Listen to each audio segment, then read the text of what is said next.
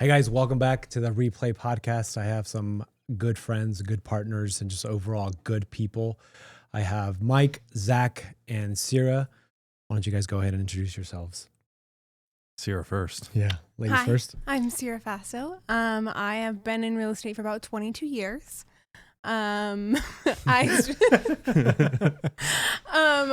mom was a realtor, so my first business card was when I was about 4 years old as her assistant. That's awesome. So then I started working with Zach and Mike about a year and a half ago, and I got licensed last year as well. Congratulations. Thank you. Who do you want to hand the baton on to?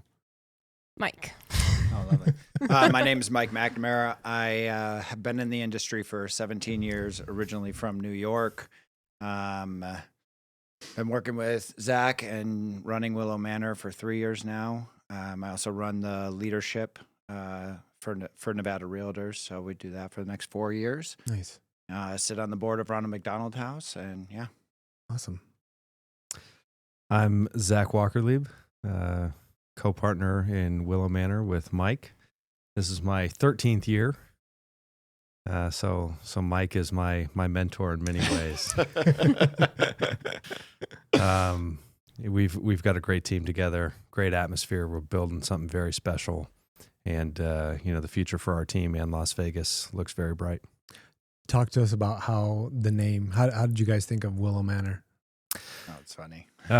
So we learned some of the congruencies after we developed the name. We were brainstorming names that we thought would fit real estate really, really well when we had decided to form a team. I think we came up with close to 100 different names. Our first one that we really liked was Opus.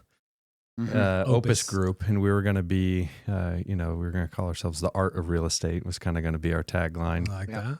And then we Googled it and realized that there was a massive commercial real estate company called the Opus Group. So that wiped us out of competing for that. And Mike actually has a marketing company that he named BidView Marketing. BidView.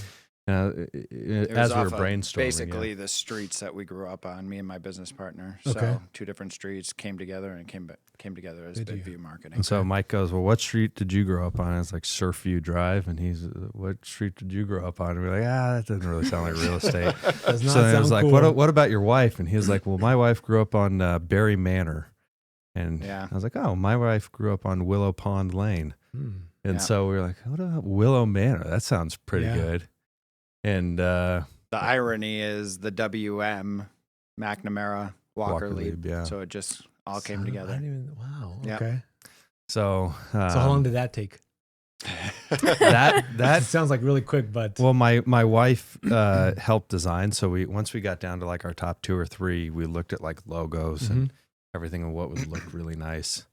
Because we were trying to trend towards luxury, obviously with the manor and the name. SEO was important. We wanted to make sure there wasn't competition online. So there was a lot of research. So we in looked that at everything. We department. looked at logos. We looked at how we'd brand, and then we came up with it. It probably took about a month, I'd say, of like real work into it. But easy it's thing nice. in the long run of a business is coming up with the name Challenges. Yeah. How often do you guys get asked that when you guys? all the time. Yeah. Yeah, it's a common. What's your question. quick 5-second answer?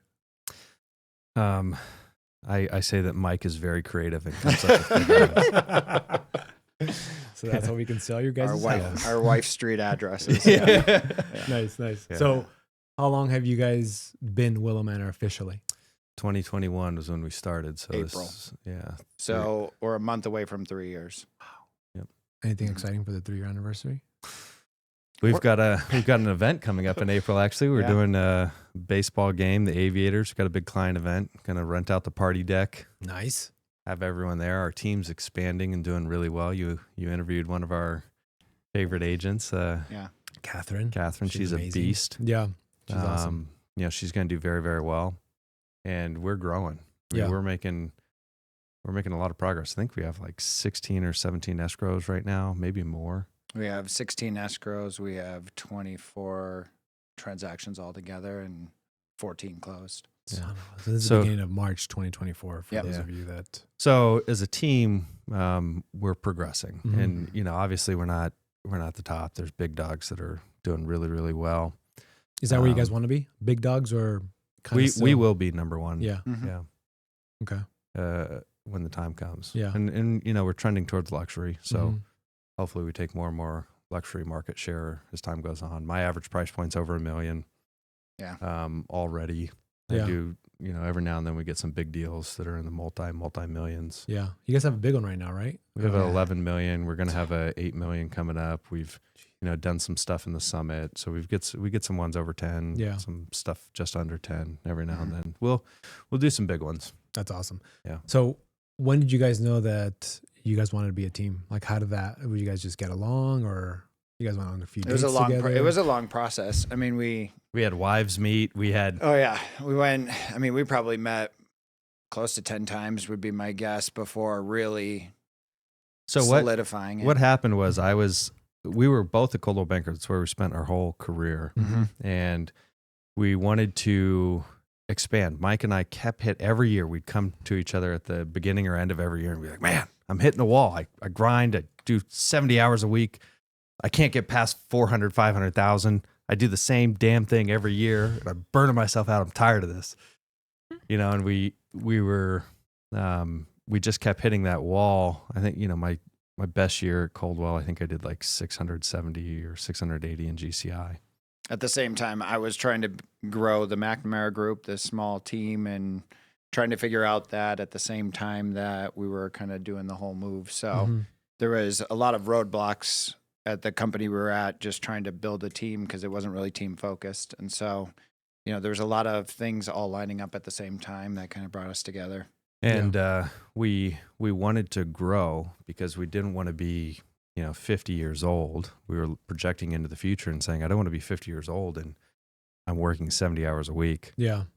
And I haven't figured this game out. So, Every vacation we were working. So it wasn't like you actually took a break on vacation. You were always still near your phone doing things like that. So, and, Mike and I were yin and yang in many ways. And then but we share values. Yeah. Yeah. So values and principles we share in common, which makes it the core of it really strong. But we're yin and yang in terms of our skill sets and our capabilities, personality styles, everything. Very different. And that helps project and leverage things really, really well. So it also helps, in my opinion, it helps. So my weaknesses are his strengths. His weaknesses are my strengths. So it helps us build on our weaknesses as well. Yeah. It's really nice how it comes together. And then we've got the longtime support of Sierra in helping our inefficiencies. I do my best. What's your favorite thing of working for the Willow Manor, specifically these two individuals? Oh It's God, fun. everything. What isn't there to love? Right, exactly. I don't know. I feel like I've learned so much just in life in general working for them, like about life and dealing with people and communication and obviously real estate. Like I've learned so many general life lessons just working with them and being in the office with them. Yeah. So I'm super grateful for that. And you just got licensed, right? I did, yes. How did that come about? What was the thought? She has her process first behind that? transaction too, by the way. Yeah, I Yes. saw that. Congratulations. Yes, thank you. I'm under contract in escrow, so that's super exciting. That was quick too, right? What? Yes. 2 weeks? 3 weeks? 7 days on the market. Sorry, 7 days. Yeah, cash offer. And $800,000 first time Nothing big, right? transaction. Nothing crazy, right? Just casual. Thought I'd you start know. easy, Yeah. so. Yeah. You don't want to go into like the full luxury. Right, yeah. That makes sense. Yeah, exactly. Yeah. So, what have you learned with your first listing? Like, how was that process for you? Well, so honestly, I work like side by side with Zach and Mike Yeah. on like everything that they've done. So I feel like really the only real difference here is like the pressure's on me, and it's me thinking about it when I go to sleep at night. Like, did we have a showing today? Like, why aren't Yeah. they giving me feedback? What's going to happen next? When are we getting an offer?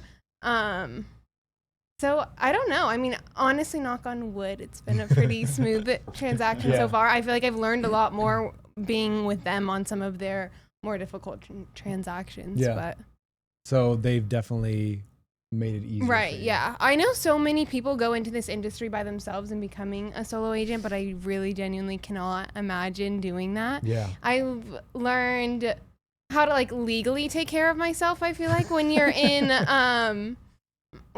real estate school, Yeah. but I feel like if I just did got my license, I would have no idea what to do. Yeah. But prior to even getting my license, though I could, and I felt like I knew everything and could have like done a transaction because Zach and Mike have taught me so much. Yeah. What do you guys think about that? Like brand new agents, do you think it should be a requirement to join a team?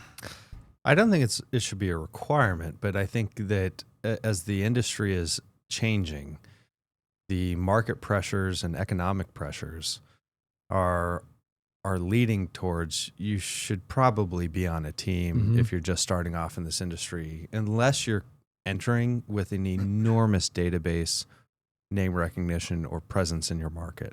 Yeah. So if you are someone notable, you've got a huge database, you've been kind of in the sales atmosphere before, you can kind of figure your way out blindly, then yeah, maybe. Financial savings. Yeah. You have a good financial But savings that you can the go. cost of real estate is only going up, and the amount of things that you need to do to please your clientele is Going growing up as well. quickly. Yeah. And, with things like the lawsuit coming down the pipe, the industry could change dramatically in a period of months. Yeah. And so if you're unprepared for that dynamic shift, you're going to be in for it. Yeah. And I mean, we're seeing it right now. Mhm. Was the article 49% of agents did 0 or 1 transaction That's last year? crazy. Our average agent's doing just over 1 transaction a year. You do the median agent, and they're last year in 2023, obviously a terrible year, but they're doing 3 transactions. So at 10 transactions, you are a really strong agent last year in 2023. Mm-hmm. At 20, 30, 40 transactions, you're a top agent. You're a badass. There's not many people doing that. Yeah. The reality is most people are doing 2, 3, 4, 5, 6 transactions. We take great pride in that everyone on our team, everyone, even new agents, are going to do well over the median. That's awesome. We're probably sitting at everyone is going to close out over 15 transactions this year. Everyone. Yep. That's great. In a down market. And so everyone on our team is a top producer. So when you guys look at talent, besides looking at just their numbers, what are some things that you guys focus on? Again, it's the thing that aligned me and Mike. It's principles and values. Yeah. So every one of us that's on our team shares something similar in how we look at the world, how we treat other people. I always say we're building a family. Yeah. So a family of agents that want to help each other out when they go on vacation, things like that. And so we're looking for agents that are very similar to that. Mm-hmm. We have our values, we have our goals, we have everything, written out. So that's something they go through a 4-step process when they come onto the team.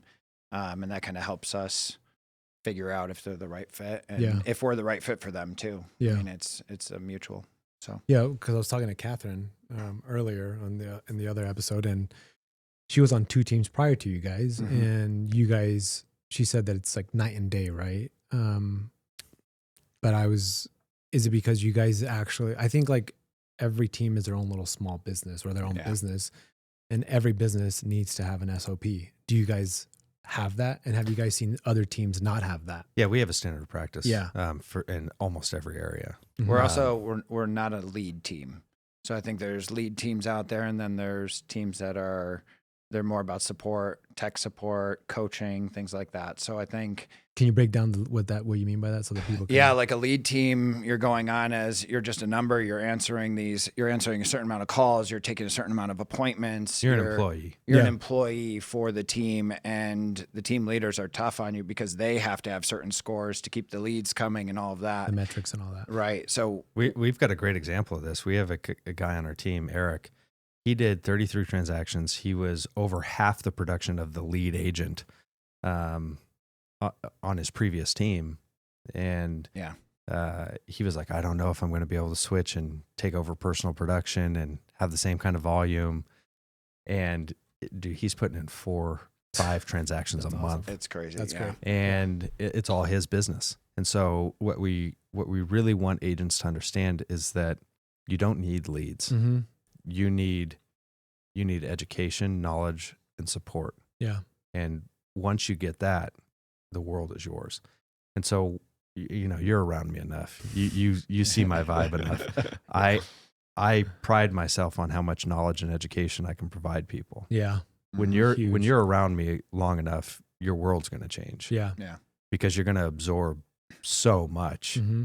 And today we had an accountant come into our sales meeting and teach about financial acumen and as a real estate agent and how to handle an agent. your taxes. And next week we got an appraiser, and we've got new home people, and that always are coming in and educating.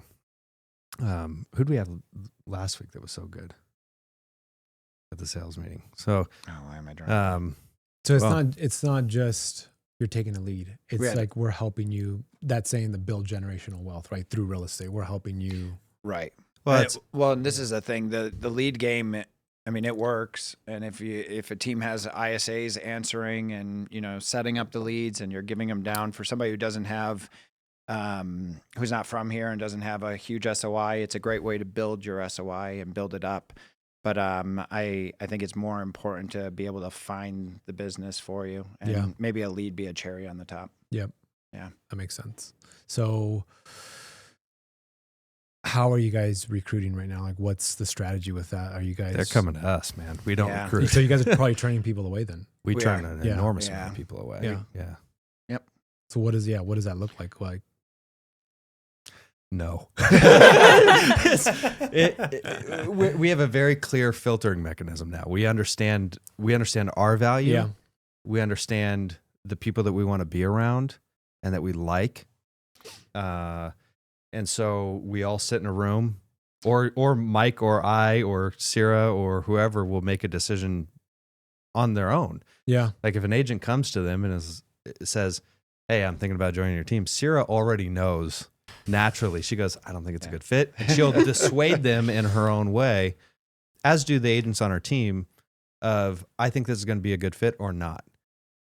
So we already have that natural filtering mechanism. Then you get to the level of me and Mike, or all of us sitting down having a conversation of, "Hey, should we even entertain this agent coming onto the team?" That's the next level. Yeah. We've also, we've gone through a lot of mistakes in 3 years with other agents on the team that are not on the team currently, that we've just learned what we're looking for, the type of personality.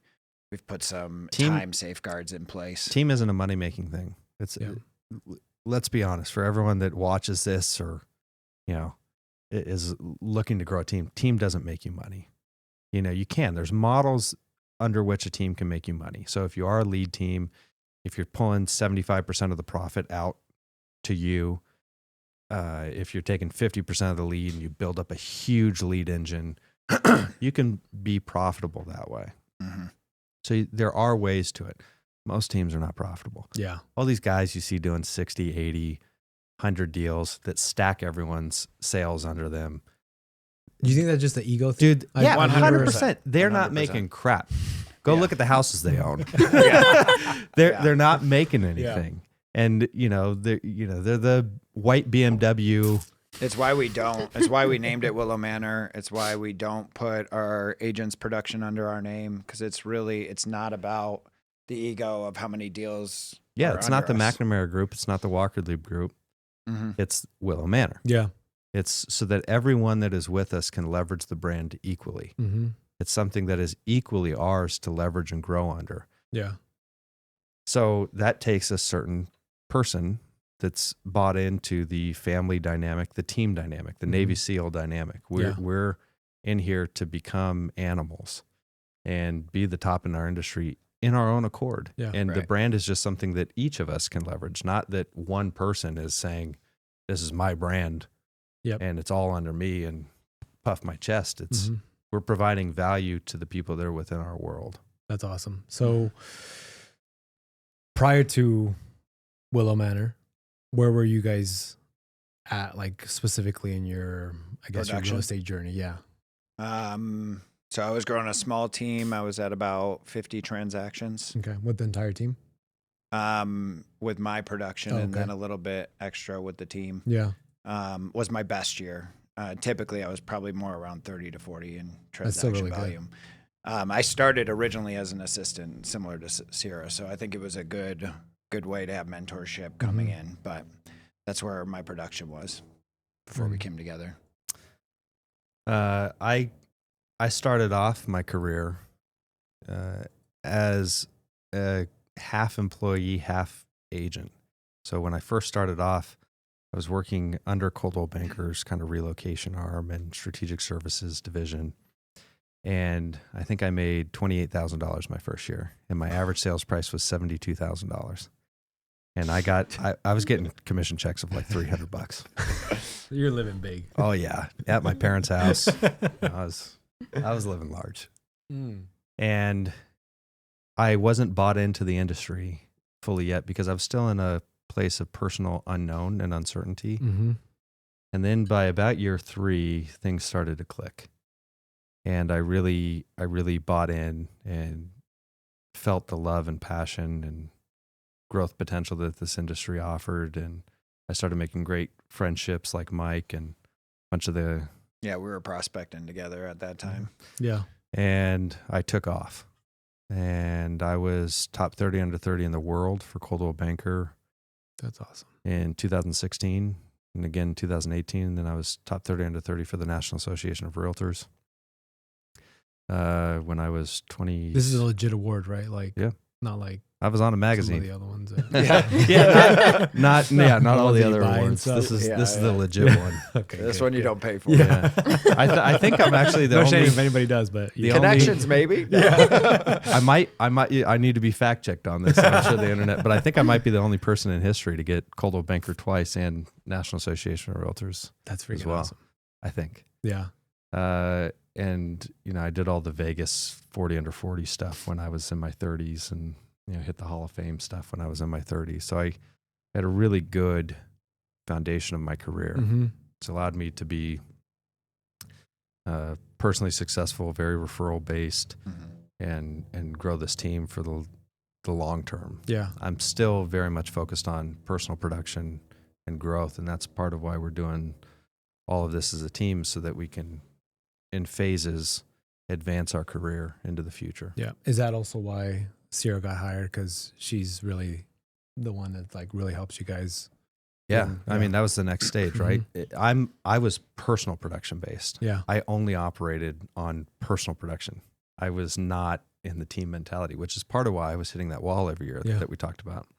Yeah, Sarah was a very strategic piece because we had agents pulling so much of our time that our production was dropping. And so we were like, this doesn't make sense. Yeah. And so Sarah, we needed something in between agents and our time when it came to tech questions, things like that.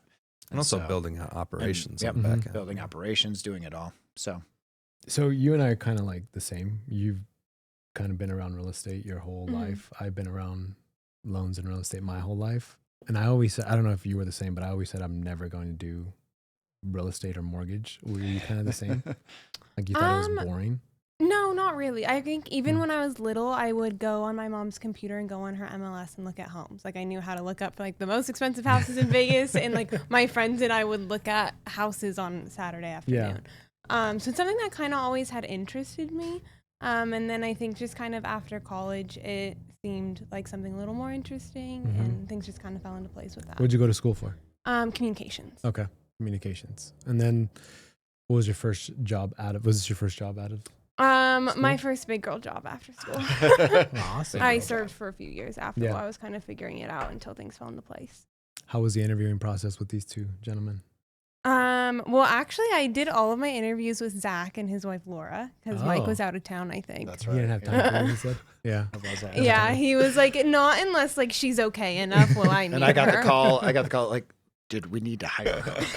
I'm like, all right, calm down. Yeah, when No, did you guys know? slow How was we down. that? need to hire Yeah. her. I'm like, How did you all guys right. know? So here's the mistake that we've made a few Both times of now. us. We we're on the we same meet with someone and page. we go, oh, Yeah. Yes, hire her. Alana. And then 3 months into it, we're like, oh shit. What So- the fuck? So we learned. So it happened again. Yeah. We're a year and a half down the road. We don't know how to tell her. And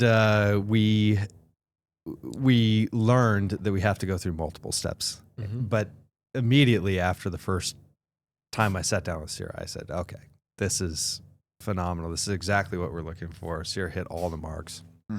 And I called Mike Like, Yeah. Mike, come on. She's the one. Let's go. He was like, Yeah. don't do it. Pump He's your like, brakes. go through the process. So then I think the next one was you met with Laura, right? You met with my wife. My wife is brilliant. Yeah. You know, in many different capacities.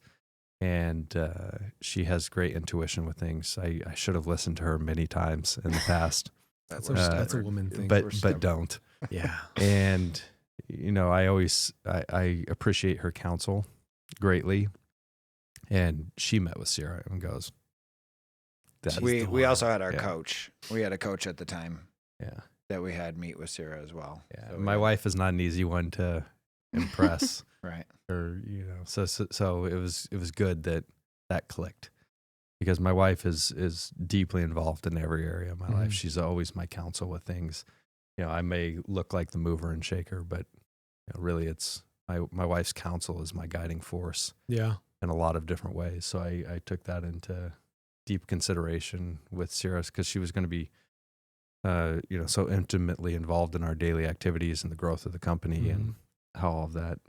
So what was her unfolded. role when she came on board, like her official title? Or Executive assistant. executive assistant. She also is kind of a jack of all trades. She handles you know, operational stuff, admin stuff as well. Marketing. How's the ride been? So fun. It's been really great. I've loved What- every minute of it. What's been the best part of working with the Willow Manor team? And then what's been, I don't want to say the worst, but the most challenging? No, ask that question. Come on, Sierra. Yeah, there has to be something. Don't say, oh my God, they're so perfect. Ugh.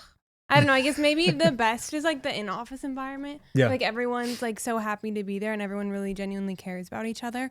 Like I really, honestly, never like woken up and not wanted to go into work. Mhm. Like I feel like every other job I've had, I've been like, oh, I wish I could stay in bed today. Yeah. Like I just don't want to go. I've never felt that way. Like That's I always good. love being That's around good. these That is people. really good, yeah. So that's been really great. I think the hardest part is sometimes I feel like Zach and Mike are my children, and I'm like, okay, this isn't making us money. Like, can fair. you guys get That's on the very phones? Like, fair. don't you have a meeting to go to? Yeah. What are we doing? It's very fair. And so sometimes it works, and then now they just know to ignore me too. Sometimes. They know It's, when to it's ignore funny you. Zach likes to because ignore me. when I was in her position, the guy, Levert Benefield, used to say, I need you to keep me on my schedule. And I was like, "Ugh, you're a grown man, like keep yourself on your schedule. And then now I'm sitting You here and understand, right? I'm like, Sarah, just keep me on my schedule. Yes. Let's go. Yeah. So yeah, I get it. My wife does that to me. She keeps me on my schedule. And do you guys get sometimes like not annoyed, but kind of like, okay, yes, I know I need to do this. So my wife would tell me, hey, you have a meeting in 10 minutes. Hey, you have a meeting in 5 minutes. Hey, did you get that call? And I was like, oh shit, I'm finishing this. Let me get on it. I don't get annoyed. We're good at getting out of it. We're good at ignoring and pushing it to the side, even if she does tell us it. We're salespeople, so we're good at that. So I could see her getting annoyed. Yeah. That you're like, you know, come on, guys, you told me to do this, and then we're still weaseling out of it somehow. So Imagine dealing with a driver like me Yeah, on a daily I know. basis. Jeez. How fun that would be at certain times. yeah. How is that, Sarah? It's fun. Yeah. at least it's something different every single day. Yeah, that's true. He keeps you on your toes. That's And he's true. probably one of the smartest The other people always Right. in the room. Mike's is a little easier to stay on track. Zach's a little stubborn. So No, Zach, really? yeah. He'll be like, no, you need to. He's like, I'm sorry. I haven't been listening. Like, keep reminding me. I promise I'll do better. I promise. But nothing's changing. but it's not. He still hasn't changed. Yeah. So Yeah. if the team grows big enough, or when the team grows big enough, what does support staff look like for that? Have you guys thought about that? Mhm. Yeah, we actually had a Absolutely. conversation today about that exactly. I mean, part of it is honestly how Sierra wants to grow too, and how the people around us want to grow. You know, one of the things that I was blessed with was great mentorship and leadership in my life, both personally and professionally. And I hope to embody that and carry that forward for people like Sierra, where we have been quite flexible with what Sierra wants to do, right? So if Sierra wants to do something, we're like, yeah, go do it. We want her to explore while she's young so that her life can be as fruitful as possible. Mm-hmm. So if Sierra chooses that I want to go into this more specific realm of real estate will adapt along with her and bring in people to fill in or overtake or support. And, Mike and I are developing our vision currently along with that, with the current capacity that Sierra fills and other admin fills. Probably going to be hiring VAs soon. Yeah. Yeah. And then And- probably and next week, leveraging 2 that. weeks, we'll have a VA. But all in all, it's been great, solid stepping stones. Our next one's probably going to be an infill for me and Mike, Mhm. where they can help grow the team through recruitment. Help they support can- our agents more.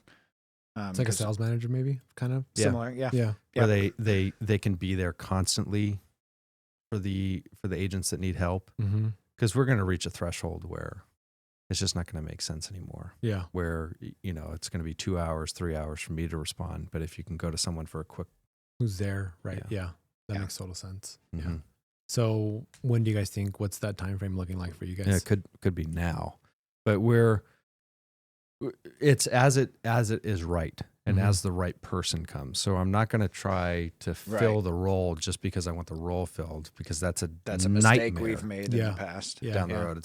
When the right person fits it, then they fit it, Yeah. and it doesn't matter what The time VA it will was. be in the next couple of weeks. Yeah. Most likely. So piggybacking on what they just said, Mm-hmm.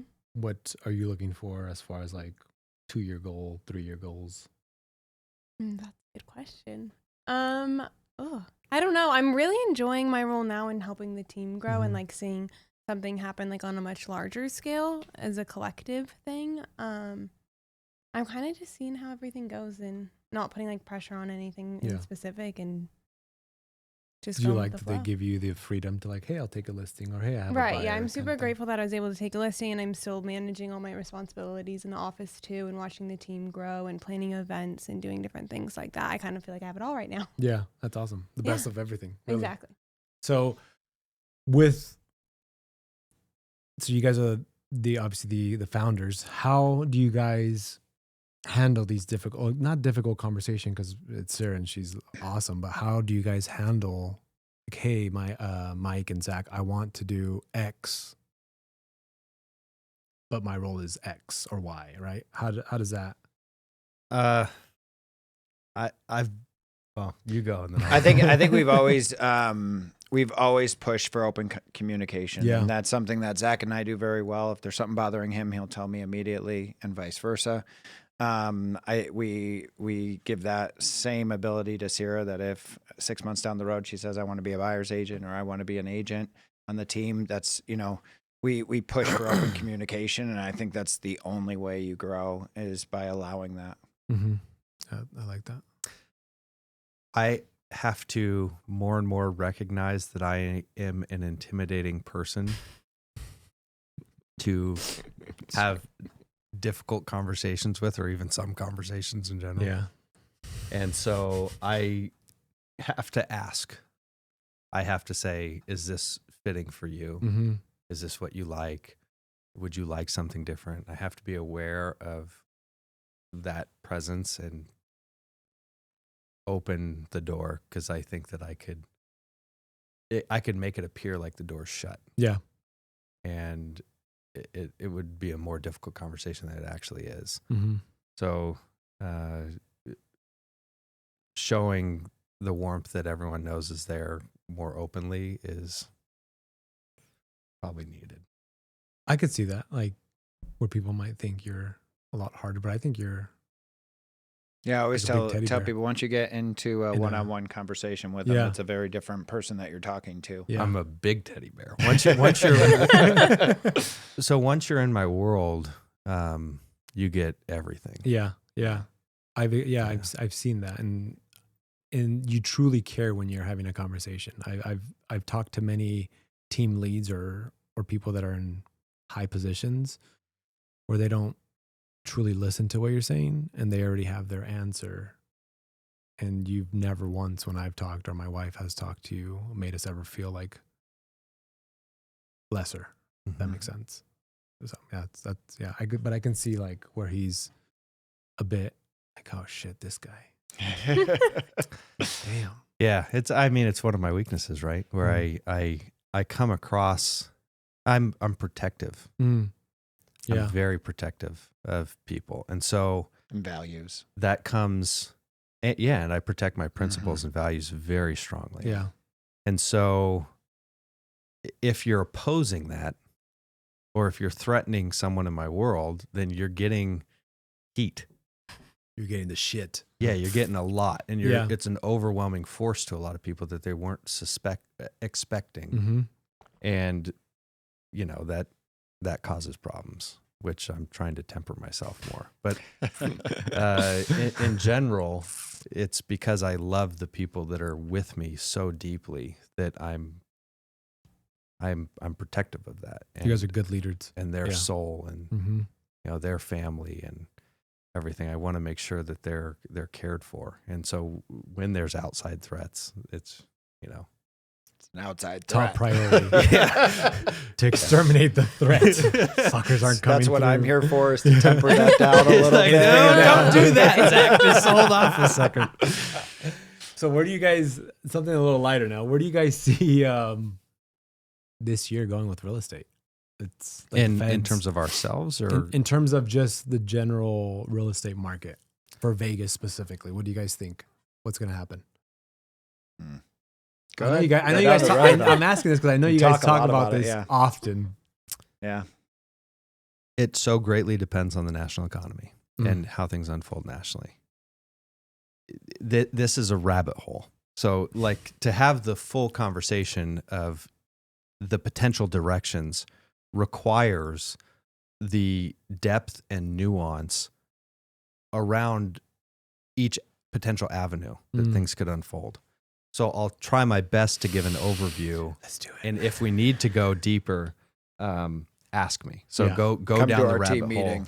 Yeah. Yeah. If you want to go down the rabbit hole with me, I'll go down the rabbit hole with you. But it's going to be surface level unless we go down. We might need to have you back on just yourself. Yeah. Just give us Go down the rabbit everything. hole. Yeah. So there is a potential perfect storm economically that could damage our national economy greatly. And that could lead in itself to a fork of different options. One of which where assets and commodities are the store of value because of the dollar facing problems, inflation running, other things like that. The other could be where incomes and job loss is so deep that homeowner affordability falls and people now need to tap that equity that exists, that huge amount of equity that exists to pay for the record amount of credit card debt and on and on and on. And they need to tap that equity. And so therefore sellers begin to enter the market. Buyers begin to hit pricing because they can't afford things anymore. And the job loss is significant. And so there could be a pullback in real estate. If inflation runs, they drop interest rates, inflation continues on its path, you're going to see housing move forward and appreciate. And there's the potential. I mean, we saw it, right? As soon as rates hit their peak, went to 8, dropped to 7, got into the 6s, Immediately everything started we going. doubled our sales volume in 1 month. We had 60% increase in sales volume in 1 month. That's insanity Yep. in Las Vegas. Mhm. Insanity. 60% increase in 1 month in sales volume. So if you get into the 5s in interest rates, it's going to be crazy. If you get into the 4s, it's going to be absolute madness. Because we have an inventory issue. I mean, Right. we don't have enough homes Yep. for the amount So- of buyers Mhm. that come in. So the pathways are multiple. I think that the bigger issue is that the cat's out of the bag with the Fed. They cannot tamper down inflation in a meaningful way without also destroying the economy.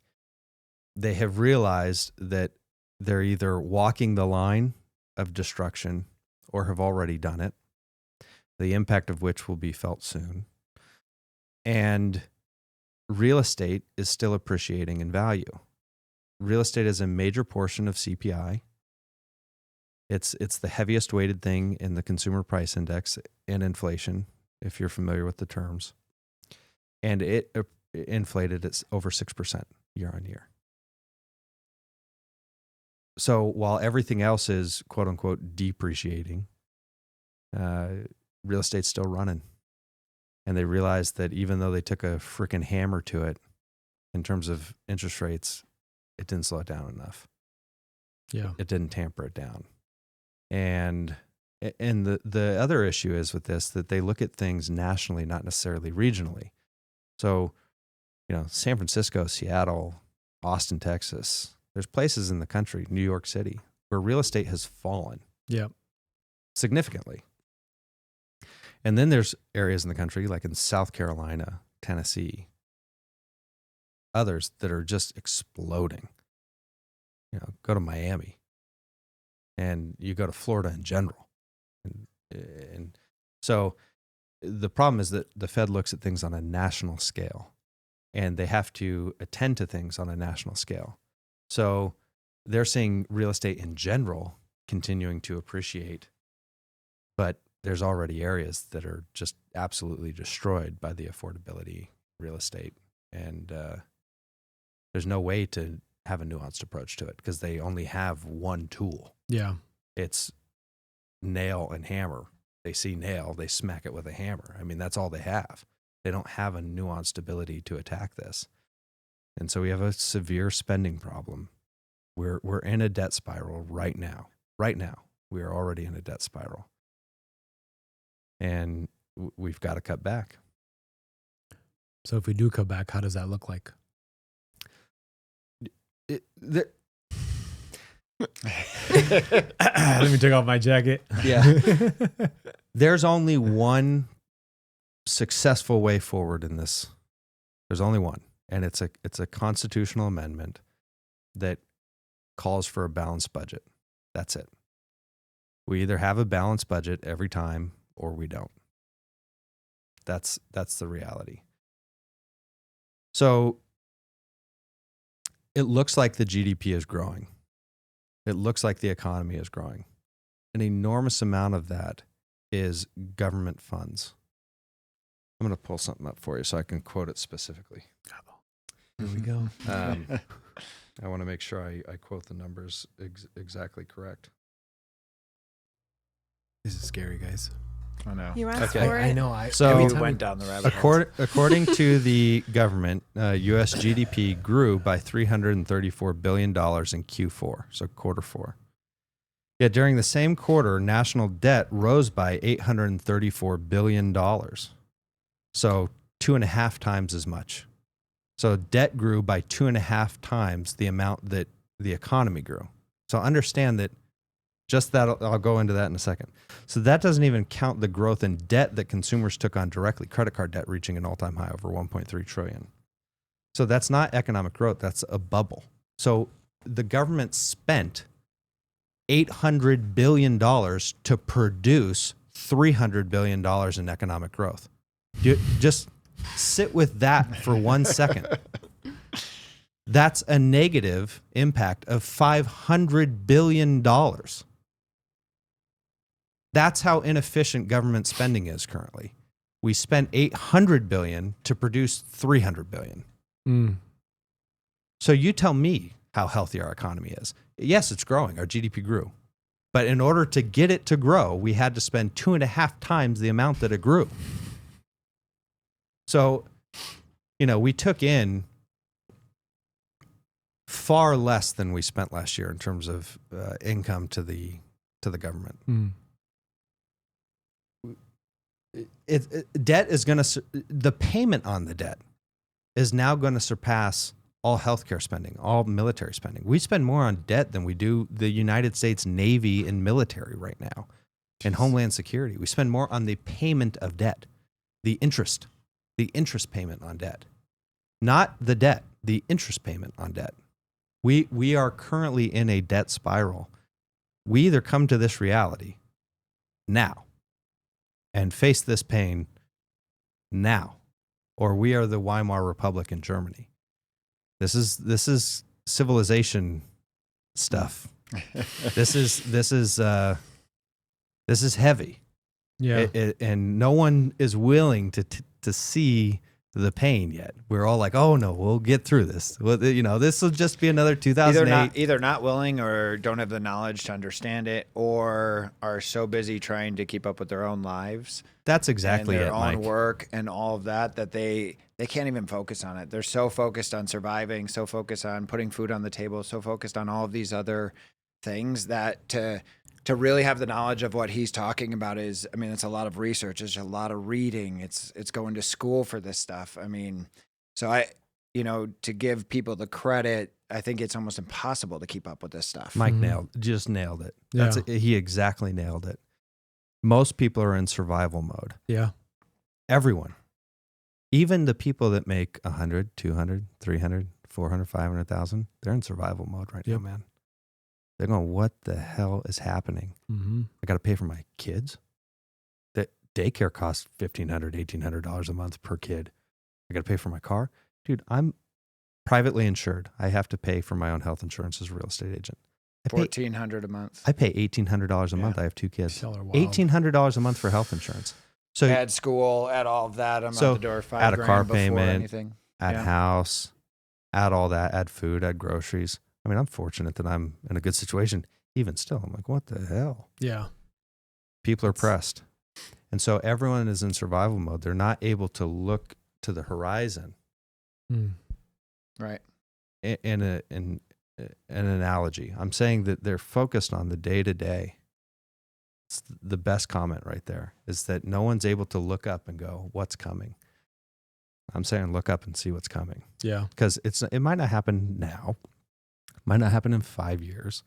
We're still the world's reserve currency. That's not fading anytime soon, although BRICS just announced that they might have a commodity and blockchain or crypto-backed currency being released soon. Still probably not going to be too impactful. Nothing crazy yet. On the world stage. But it will come. It will come.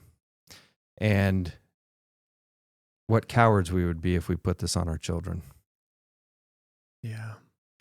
And so this isn't a political side of things. If we could afford the program, let's pay for the program. It's not my comment right now. If we could afford the program that you want to have to support whatever it is that you want to support, pay for the program. There's no money.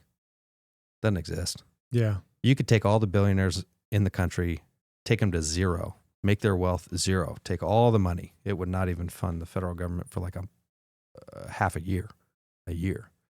We just don't have the capital. I mean, you could tax them at 100% of their wealth. It does not exist.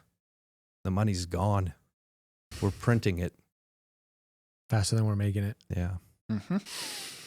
And with that, ladies and gentlemen, that's how we end it. Yeah, that's to be continued. Yeah, I think I might. Well, let me say this: Vegas looks phenomenal. Yeah. Let me end it with that. Vegas is one of the best cities, if not the best city in the entire country. Over a 10-year run, if all goes well and we don't have this crazy thing looming, Vegas is going to be 100% the best city to be in on the West Coast.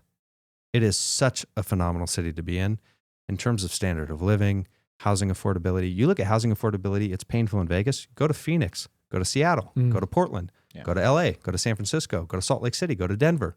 We look the best. Yeah. We still look the best on the West by far. I mean, California in the 70s. When I said all those right? cities, you go, oh, that's more expensive. That's more expensive. That's more expensive. Vegas looks the best. Yep. We have all the sports teams coming into here. We've got an incredible nightlife, incredible food, incredible communities. We're becoming great taxation. Yep. Zero. Mm-hmm.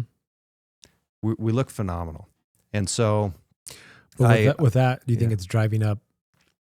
It's making it more expensive for people to actually afford. Yeah. That's kind of like. Yeah. We will turn into LA in terms of home prices. Yeah. We will. We only have so much land and space available that it's just a matter of time. But Vegas is a phenomenal city to be in. And if you compare us to the rest of the country, we look excellent. There are very few cities that compete with us. Nashville, Charleston, South Carolina, Miami. You know, there's a few that compete with us. But on whole, we look good. excellent. And in terms of the West, how do you Yeah. beat us? Yeah. You know, the only thing we don't have is the beach. But But we Or- do have plenty of water. yeah, Contrary to true, popular yes. belief, we do have plenty of water. yeah. This is true. So, how can, if people want to get information, if people want to talk to you guys, Sarah. ask for any information, where can they reach you guys? Yeah, you can reach out to us on all social medias at Willow Manor LV, and our office number is 702-861-4448. Awesome. Guys, thank you so much for spending some time with me today. We might have to have Zach back to dive in a little bit deeper and Block out a few hours Yeah. for that one. block Yeah. out a few hours Yeah. and get us sad, angry, happy, maybe. You'll get all the good stuff. Yeah. You know, because this is what you live for. You live for moments where you can test yourself, where you can, what a great opportunity. If we really are facing a tremendous sense of doom and a big obstacle, that means we get to rise to it.